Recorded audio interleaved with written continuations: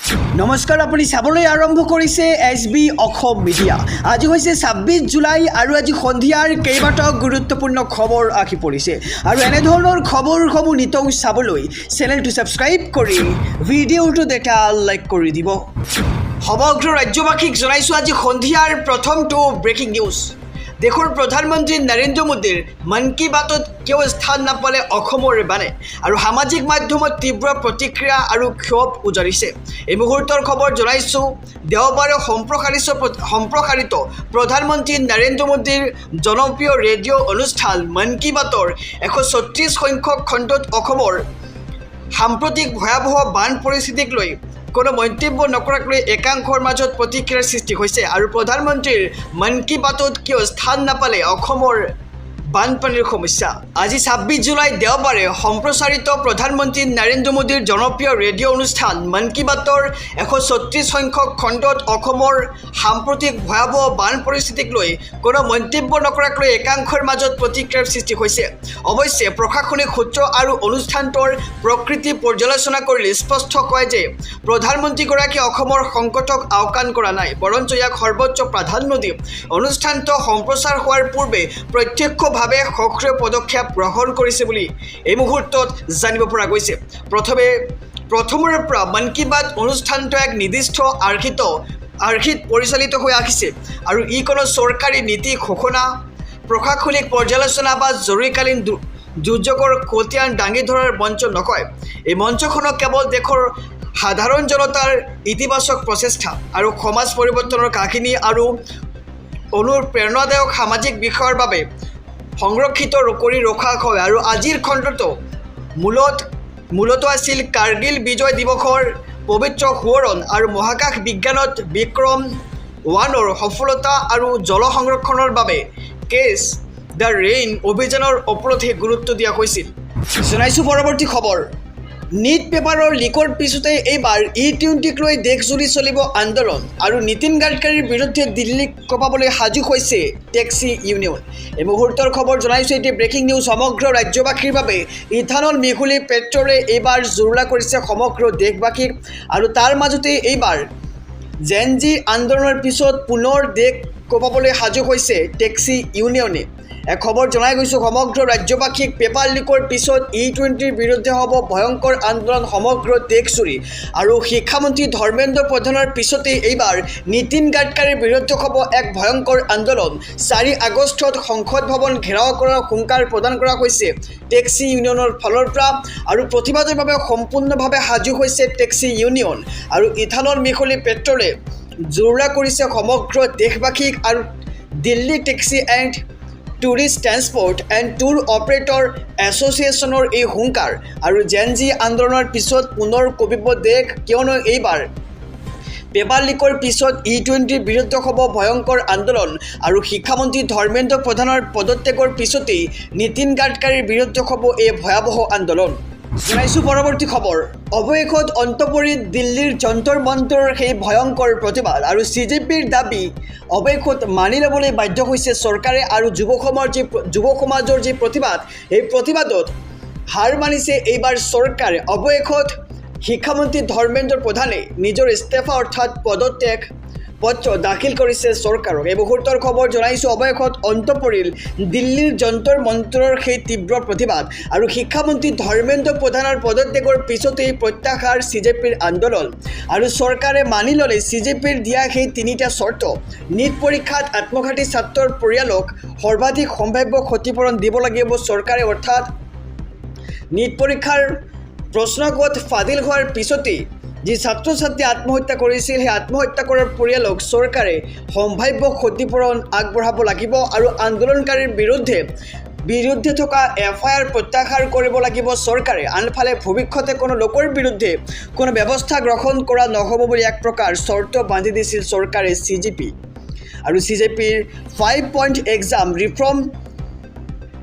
চাৰ্টাৰক লৈ চৰকাৰে কৰিব বিবেচনা আৰু 3য় পৰ্যায়ৰ আলোচনাৰ অন্তত এই সিদ্ধান্ত চৰকাৰৰ আৰু CJP আৰু কেন্দ্ৰীয় চৰকাৰে আয়োজন কৰিছিল যৌথ সংবাদমেলৰ আৰু কেন্দ্ৰৰ প্ৰতিনিধি হিচাপে আলোচনাত মিলিত হৈছিল মন্ত্ৰী JP নাড্ডা আৰু জিতেন্দ্ৰ সিং আৰু CJPৰ হৈ সংবাদমেল সম্বোধন সৌৰভ দাস আৰু আশুতোষ ৰাংকাৰ আৰু অন্ত পৰিল এইবাৰ দিল্লীৰ যন্তৰ মন্ত্ৰত হৈ থকা সেই তীব্ৰ প্ৰতিবাদৰ আগবঢ়াইছোঁ আৰু এটি ব্ৰেকিং নিউজ ডাঙৰ খবৰ তিনিজনৰ মৃত্যু আৰু আহত হৈছে বহুতো অসমৰ ৰড কাৰখানাত এইবাৰ ভয়ংকৰ বিস্ফোৰণ আৰু ভয়ংকৰ বিস্ফোৰণত তিনিজনৰ মৃত্যু আৰু আহত হৈছে বহুকেইজন লোক আৰু অসমৰ ৰড কাৰখানাত এইবাৰ ভয়ংকৰ বিস্ফোৰণৰ ঘটনা সংঘটিত হৈছে বুলি জানিব পৰা গৈছে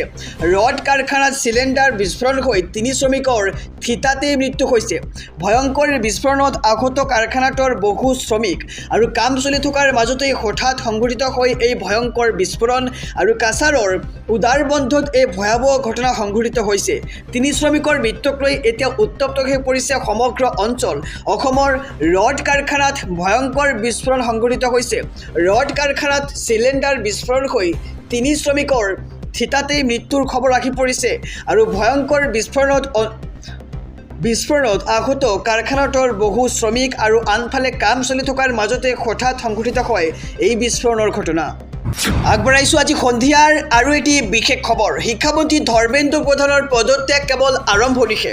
আৰু পৰীক্ষাৰ নামত কৰা খেতালি খেলা আৰু সহ্য কৰা নক'ব বুলি এক প্ৰকাৰ হুংকাৰ প্ৰদান কৰিছে বিৰোধী দলৰ দলপতি ৰাহুল গান্ধীয়ে এই মুহূৰ্তৰ খবৰ জনাইছোঁ এটি ব্ৰেকিং নিউজ বিৰোধী দলৰ দলপতি ৰাহুল গান্ধীৰ এইবাৰ হুংকাৰ দিয়া দেখিবলৈ পোৱা গৈছে ধৰ্মেন্দ্ৰ প্ৰধানৰ পদত্যাগ কেৱল আৰম্ভণিহে আৰু পৰীক্ষা কেলেংকাৰীৰ বোজালৈ বিদায় ল'বলৈ বাধ্য হ'ল শিক্ষাৰ্থী আৰু দেশৰ শিক্ষা ব্যৱস্থাক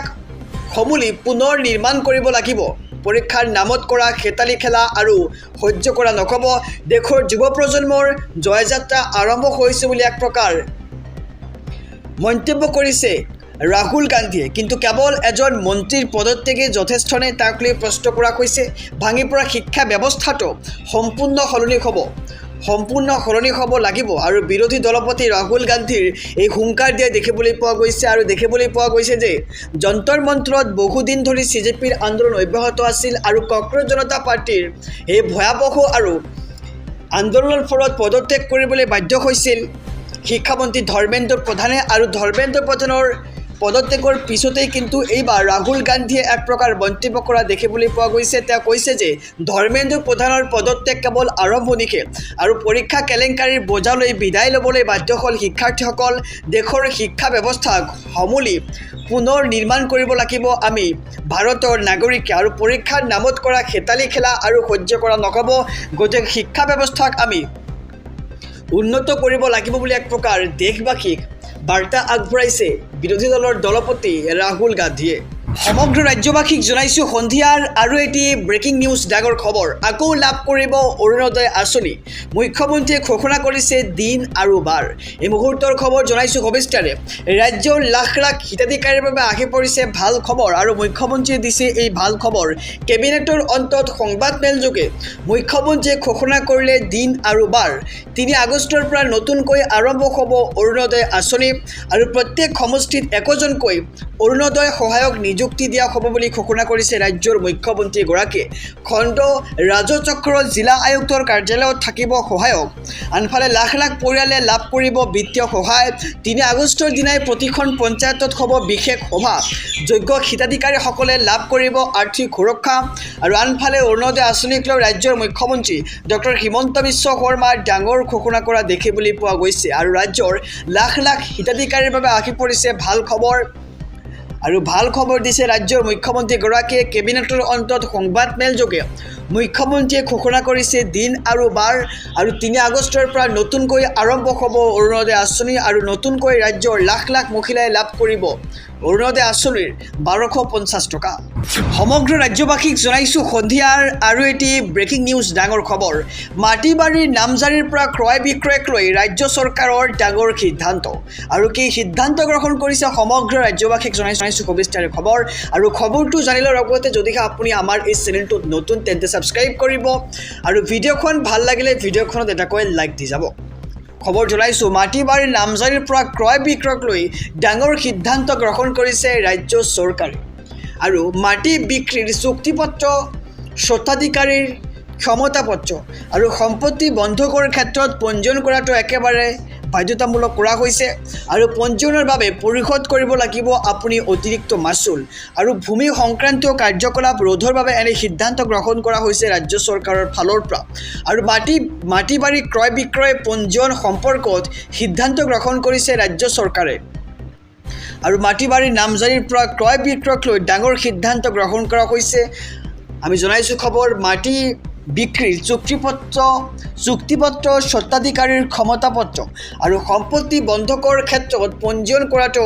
বাধ্যতামূলক কৰা হৈছে আৰু পঞ্জীয়নৰ বাবে পৰিশোধ কৰিব লাগিব আপুনি মাচুল সমগ্ৰ ৰাজ্যবাসীক জনাইছোঁ আৰু এটি ব্ৰেকিং নিউজ চুবুৰীয়া ৰাজ্য পশ্চিমবংগৰ পৰা আহি পৰিছে এটি বিশেষ খবৰ পশ্চিমবংগৰ বিধানসভাত এক ডাঙৰ ঘোষণা কৰি মুখ্যমন্ত্ৰী শুভেন্দু অধিকাৰীয়ে এগৰাকী IPS বিষয়া প্ৰমুখ্যে 5 গৰাকী আৰক্ষী বিষয়াক তাৎক্ষণিকভাৱে নিলম্বন কৰাৰ নিৰ্দেশ দিয়ে পূৰ্বৰ তৃণমূল কংগ্ৰেছ চৰকাৰৰ কাৰ্যকালত আৰক্ষী বাহিনীৰ চৰম অপব্যৱহাৰ ক্ষমতাৰ অপপ্ৰয়োগ কৰা ধৰ্মীয় অনুভূতিত আঘাত হানিব পৰা কেইবাটাও বিতৰ্কিত ঘটনা জড়িত থকাৰ অভিযোগত এই শাস্তিমূলক ব্যৱস্থা গ্ৰহণ কৰা হৈছে চৰকাৰৰ এই পদক্ষেপক আৰক্ষীৰ জিৰ' টলাৰেঞ্চ বা শূন্য সহনশীলতা নীতিৰ প্ৰতিফলন বুলি মুখ্যমন্ত্ৰীয়ে অভিহিত কৰে আনফালে 2023 চনত দক্ষিণ 24 পৰগনাৰ কাকদ্বীপত কালী পূজাৰ সময়ত এটা বিতৰ্কৰ সৃষ্টি হৈছিল আৰু অভিযোগ অনুসৰি সুন্দৰবন আৰক্ষী জিলাৰ তদানীন্তন আৰক্ষী অধীক্ষক SP তথা IPS বিষয়া কটেশ্বৰ ৰাৱে প্ৰতিবাদকাৰী জনতাক লাঠিচালনা কৰাই নকয় বৰঞ্চ পবিত্ৰ কালী মূৰ্তিটো জোৰকৈ কাৰাগাৰৰ ভেনত ভৰাই আৰক্ষী থানালৈ লৈ গৈছিল আৰু সনাতন ধৰ্মৰ আস্থাত আঘাত হানি কৰে এই কাণ্ডৰ বাবে উক্ত IPS বিষয়াজনক নিলম্বন কৰা হৈছে আৰু আনফালে উত্তৰ দিনাজপুৰৰ কালিয়াগঞ্জত সংঘটিত হিংসাত্মক ঘটনাৰ সময়ত মৃত্যুঞ্জয় বৰ্মন নামৰ এজন ৰাজবংশী যুৱকক আৰক্ষীয়ে গুলীয়াই হত্যা কৰাৰ অভিযোগ উত্থাপিত হৈছিল এই ঘটনাত প্ৰাণঘাতী গুলী চলোৱাৰ মূল অভিযুক্ত তদানীন্তন ASI আৰু মোৱাজেম হুছাইনক নিলম্বন কৰি তেওঁৰ বিৰুদ্ধে নতুনকৈ এজাহাৰ ৰুজু কৰাৰ নিৰ্দেশ দিয়া হয়